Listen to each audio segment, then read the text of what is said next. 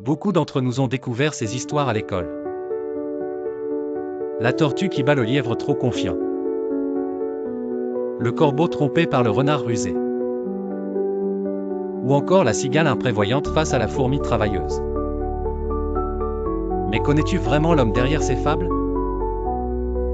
Jean de La Fontaine n'était pas seulement un poète sage, il avait aussi un esprit libre et critique. Né en 1621 dans une famille aisée, il grandit dans un cadre confortable. Son père occupait un poste important auprès du roi, chargé de gérer les forêts et la chasse royale. Très jeune, Jean a accès aux études, ce qui est rare à son époque. On le pense parfois paresseux, mais en réalité il dévore les livres et se passionne pour le savoir. Il apprend le latin et adore les récits de Rabelais, remplis d'aventures et de personnages géants. Il essaie la vie religieuse puis les études de droit, sans jamais vraiment s'y retrouver. Ce qu'il aime avant tout, c'est écrire et passer du temps avec d'autres jeunes poètes épris de liberté. Pour satisfaire sa famille, il se marie très jeune, mais le couple ne sera pas heureux. Il reprend ensuite le métier de son père, inspectant les forêts et les villages pendant de longues années. Ce travail lui plaît, car il observe la vie réelle tout en continuant à écrire. Mais ses finances se dégradent et il doit abandonner cette fonction. Les premiers livres de Jean de La Fontaine passent presque inaperçus.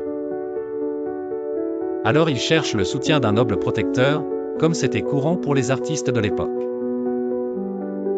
Il trouve un appui puissant auprès de Nicolas Fouquet, proche du roi Louis XIV. Grâce à lui, ses œuvres commencent à être reconnues. Mais la chute de Fouquet entraîne celle de La Fontaine, désormais mal vue par le pouvoir. C'est à cette période qu'il publie ses célèbres fables. Dans ses récits, les animaux parlent et agissent comme des humains. Le renard malin, le loup cruel, l'agneau innocent. Chaque histoire est écrite en vers et se termine par une leçon de vie. Dans Le Corbeau et le Renard, la flatterie devient une arme redoutable. Dans La Cigale et la Fourmi, le contraste entre insouciance et travail est mis en lumière. À travers ces fables simples en apparence, La Fontaine critique la société de son temps. Plus tard, il fréquente les plus grands écrivains français comme Molière et Racine. Ses écrits deviennent de plus en plus audacieux, visant parfois même le roi. Vieillissant et malade, il s'éteint à Paris en 1695.